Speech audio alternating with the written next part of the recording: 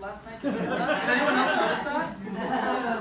Like, what do they do with that time? They're like harvesting the time from us. Because I'm like, it's 6 o'clock and I have to get, oh my god. So I'm exhausted. I had 20 readings today, so if I sound crazy, if I start speaking in tongues, it'll be just part of the entertainment, I guess it's fine. Cool, so we're going to discuss tarot and the benefits of tarot. I'm going to kind of talk about tarot from a few different lenses, a few different perspectives, and then I'm going to, if we have time, we're going to get into teaching tarot, where I'm going to try to teach 40 of the cards in like 10 minutes or so, which I can because there's a formula that if you learn one formula, you can pretty much know 40 of the cards. Okay. If you have a question during the lecture, just throw your hands up, and I love questions. And if you don't agree with anything I say, that's even better than agreeing with me. Okay, so the first thing I want to say ask is this. Who in this room is a skeptic? Who's a skeptic? Oh, come on. There's no skeptics in the room? You guys believe everything you hear? No. All right. All right, good. Healthy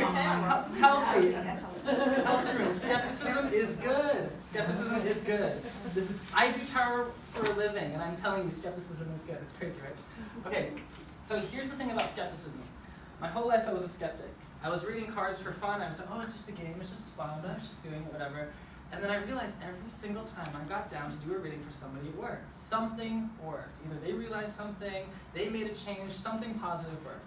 So then 5 years ago, I was like, oh, I guess I should start charging money for this because it's doing some good. Still don't really believe in it.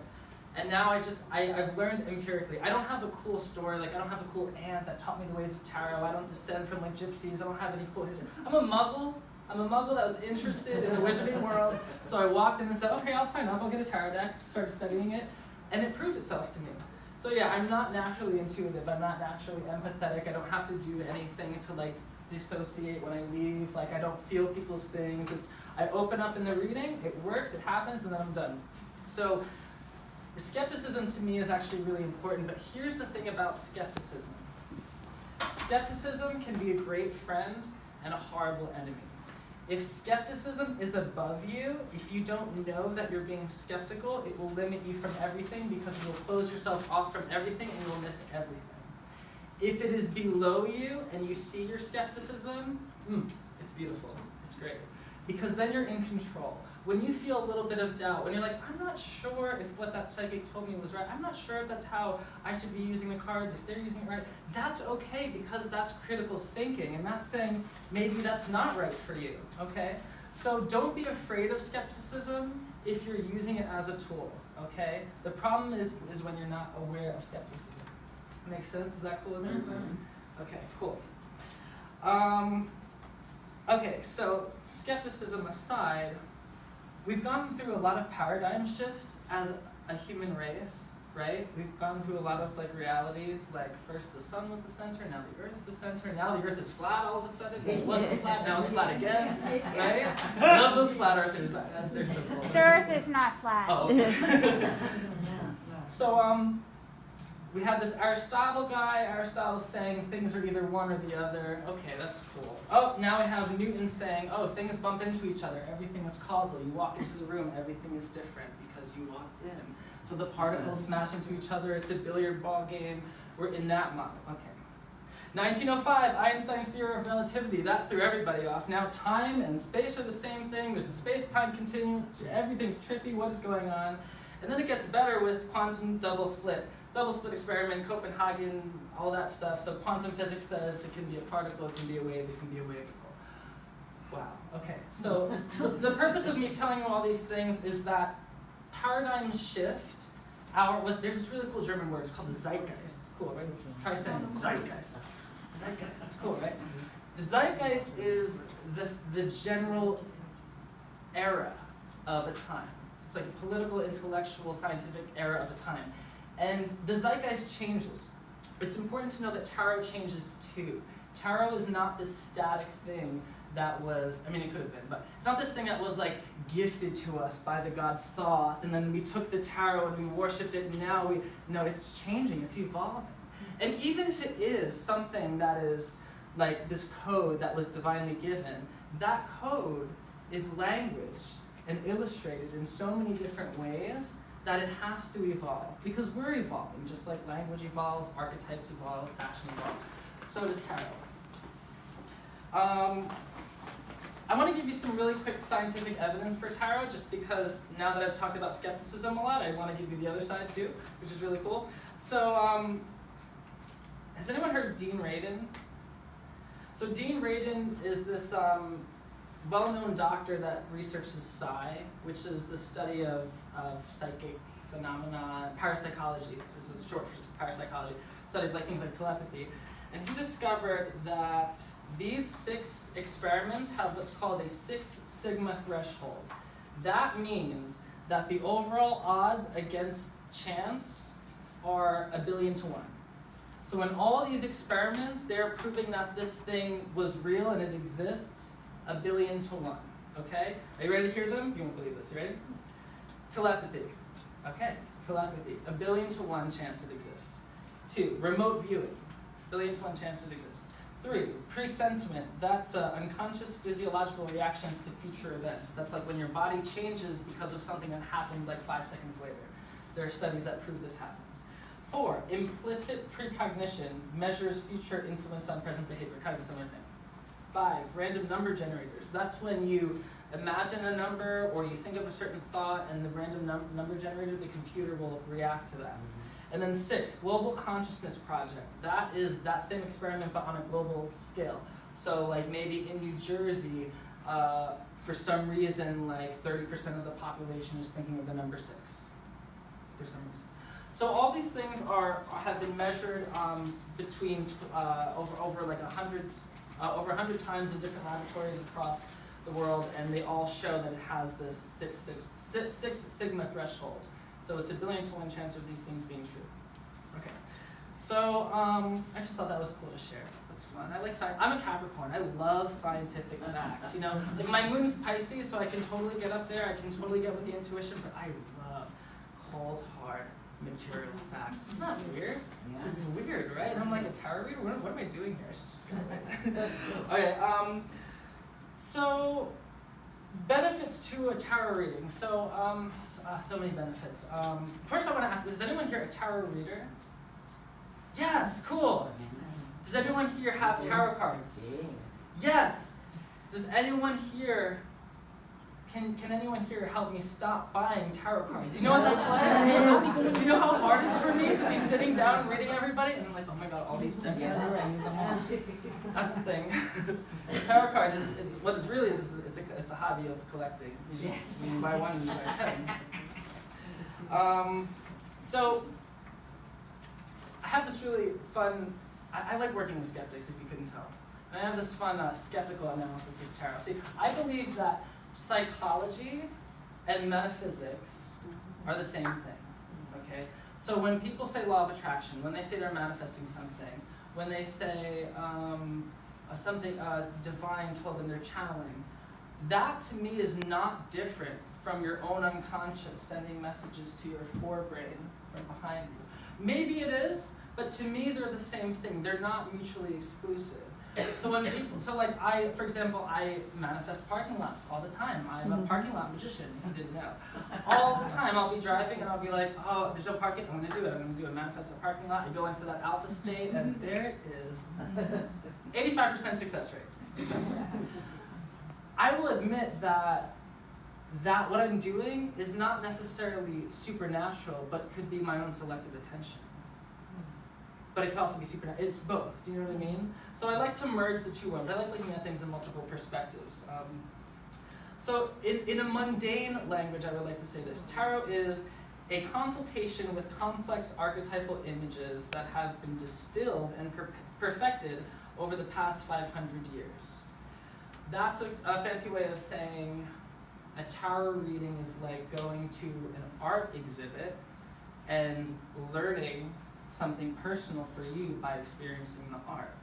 The difference is that the tarot has been specifically refined and distilled for this purpose over 500 years. Starting in Renaissance Italy, the best is I love when people of different religions put down tarot and when like I've had conversations with people from Christianity, and they say, "Oh, tarot's the devil." I'm like, tarot started in Christian Renaissance Italy. If you look at the original tarot decks, it's all Christian angels everywhere. It's beautiful. I love it. It's wonderful.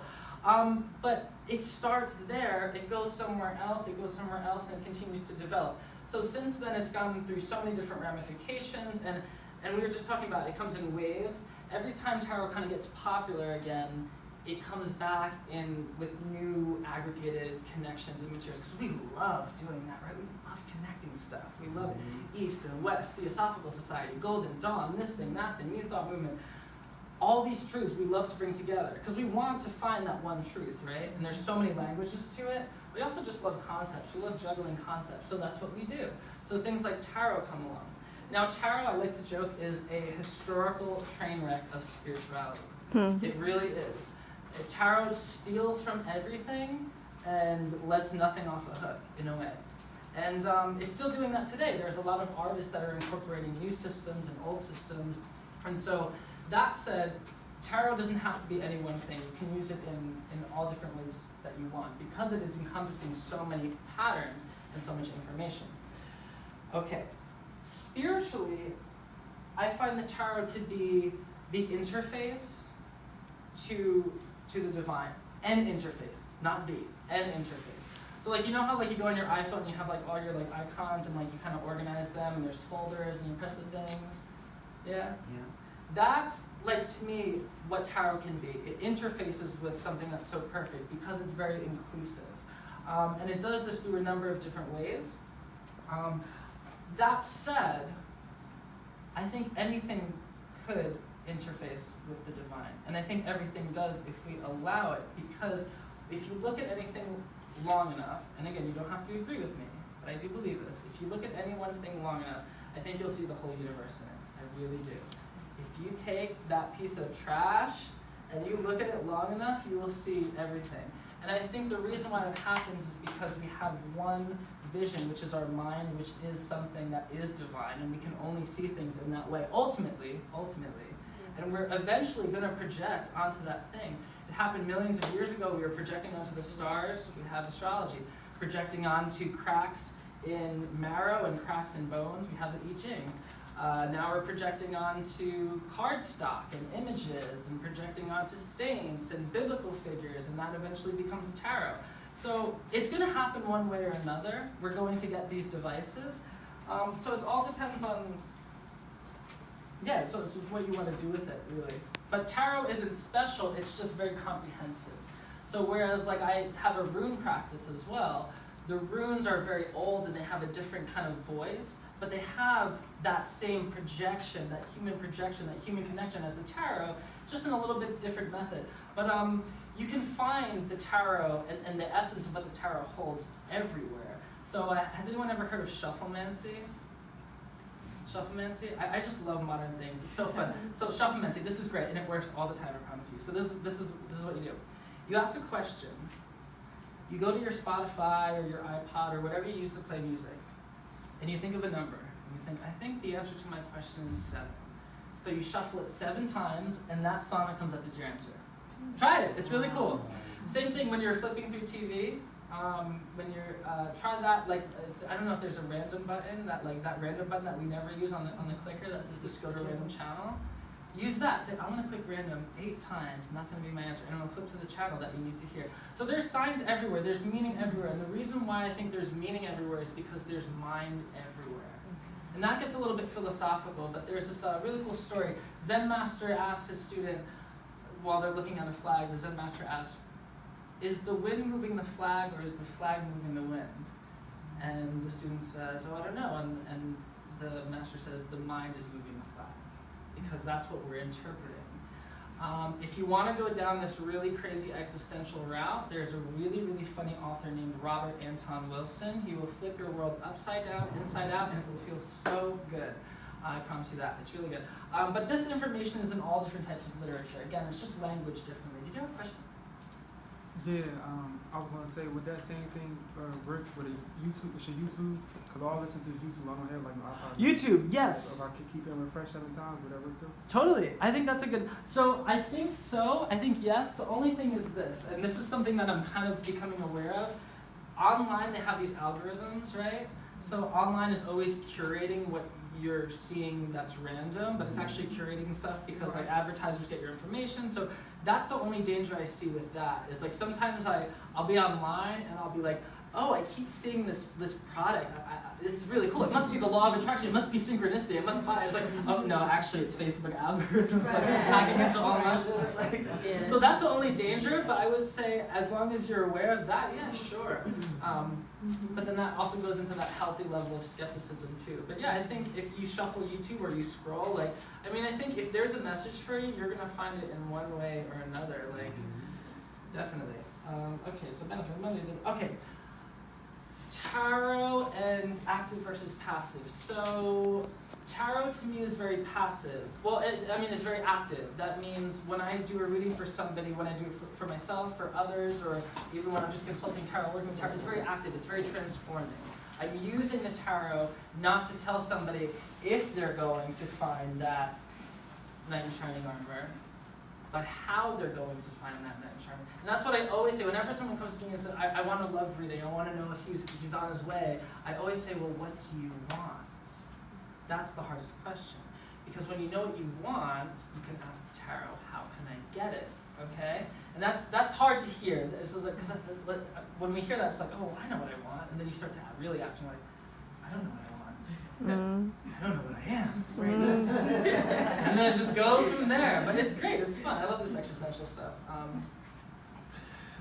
So the tarot is an active process. So you can find a reader that will say, oh, this is going to happen in 5 years. Oh, that's definitely going to happen. And if you trust that, then that's great. That's good for you. But in my practice, in my awareness, it's best not to look at things so binary. It's not to look like, are they going to come? When are they going to come? It's more about you. It's about what you're drawing, what you're manifesting, and do you even want to manifest that? The tarot doesn't show you your future. It shows you what you're drawing towards yourself. And then you can say, oh, do I like that? Yeah, this is nice. Okay. No, I'm going to steer away from that. And then you say, well, how can I steer away from that? How can I avoid this? Okay, so it's much more an active process than it is just like you're here listening to fate. Tarot, in terms of how it affects you, is it gives you the knowledge to work with, it gives you information to work with to make change that you want. But I also find sometimes, and I really don't mean to scare you with this, but sometimes there's this little matrix effect that happens. Has anyone seen the movie The Matrix? Yeah. Who's seen it? Throw your hands up. Ooh, great movie. Matrix, I swear, I think it's a path to enlightenment. If I like really listen to some of those scenes, I'm like, yeah. It's just like so woke. Like, yeah, like the spoon. Okay, anyway, so there's that moment in The Matrix when the Oracle tells Neo, and if you haven't seen The Matrix, close your ears, but come on, it's been a few years. She tells Neo, you're not the one, right? Sorry, honey, you're not the one. We all know he's the one, he's the main character, right? Why did she do that? Does anyone know?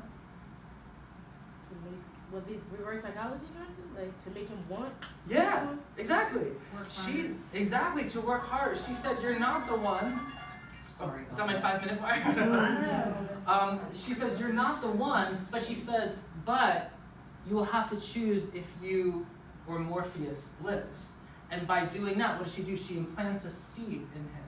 So that when Morpheus' life is at risk, what does he do? He says, I know I can save his life because the Oracle told me. It doesn't matter, I'm not the one, I could die, it doesn't matter. I'm going to go save his life. And in doing so, he realizes he's the one. So I think tarot in some way does that. In some way, sometimes it doesn't necessarily give us an answer that we want or an answer that we expect. And sometimes tarot will literally just not make any sense at all. But then like 6 months down the line, we're in that situation everything's right. And then we remembered, oh, I heard that thing from that tarot reading and I did that thing and now I'm the one. So if you work at tarot, you can be the one too.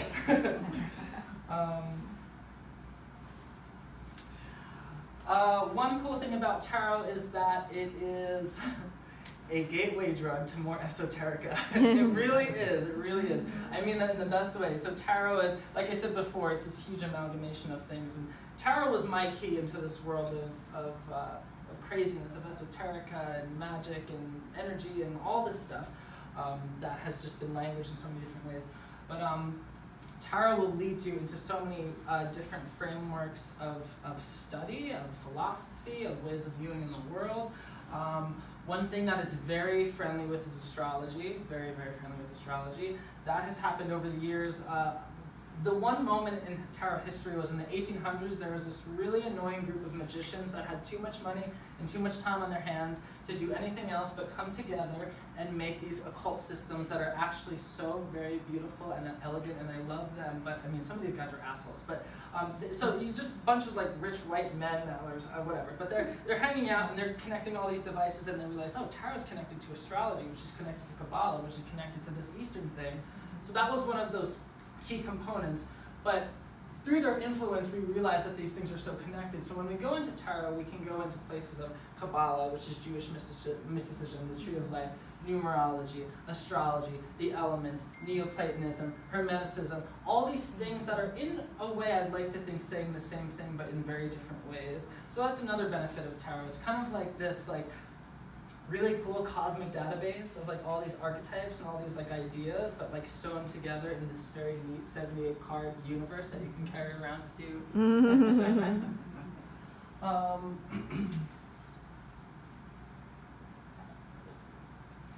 I think the last thing about the tarot that I want to say, and this is again my personal view, you don't have to agree with it, but I do find that the tarot is a reflection of our true selves, which is ultimately divine and perfect. And I think every reading I've ever done, every reading I've ever gotten, in some way reminds me or the client of their divinity, and in so doing helps them get over whatever block they have. And it does this through there's a method to it, there's a makeup of it, there is a design, but it is a way to show that truth. Cool. So, with that all said, first I want to say, is there any questions on any of that? Any questions? Yes? So what did you study to learn how to read the tarot cards? Great question. I read a lot of books. I spent a lot of time alone. I read a lot of books. You don't have to learn that way, though. But my way was very intellectual. I studied a lot of books. I studied a lot of Western esotericism. I studied a lot of symbols. And then practice too, and learning to work with intuition. That's a good thing, because studying tarot is like a lifelong journey. Studying tarot to read people, very different game, but still connected. But you can do it intuitively as well. There is two groups on that, though. There are people that say, you can't just do tarot readings, you have to study. And there are people that say, you shouldn't study, you should just read it and feel it and let it come to you. And both are right. Both are right. I like the middle path. So, yeah. Any other questions? Okay, so I have 4 minutes or less to get through 40 cards. I think we can do it, right? Yeah. Because we know what the 4 elements are, right? We have fire, water, air, earth. What's fire about? Do we know? Activity. Fire's activity, passion, spirituality, creation. What's water about? Emotions, feelings, intuition, relationships. What's air about? Thinking, yes. Mind, intellect. Also society, also government and law. What's earth about? Grounding, physical, money, economy, work. So you have these 4 elements. Then you have these 10 numbers. I'm going to quickly go through them. 1 is the ace, new beginning. 2, wisdom. 2 is all about expansion. 3, understanding, form, a blueprint. Something comes together. That's number 3. Sorry, 3 is the blueprint. 4 is the manifestation, the first matter. It's that actually in the world now. 5, time, change, there's a challenge. You're in the creative process and something happens and you're like, I should just give up. But you're like, no, I have to keep going through. So what happens? You keep pushing through and you get to that 6, harmonious, that first victory, that like, yes, we did it this far, we can go all the way. 7, you keep at it. 7 is that continuous motion, that I'm going to keep going. 8, Intelligence, thinking about choices, more detail-oriented things as opposed to the 7. 9, the foundation, the final blueprint, that final thing before it's totally published. And 10 is that publication of that book or that dress or whatever you're making. Now, when you combine this with this, you get the minor arcana, which are the 2 of Wands, the 3 of Cups, the suited cards. So, the 2, or the 3 understanding of Cups, water, would be an understanding of emotion. So what does this card show? It shows 3 women hanging out, drinking together, being with each other, supporting each other, the understanding of feeling. 7 is victory.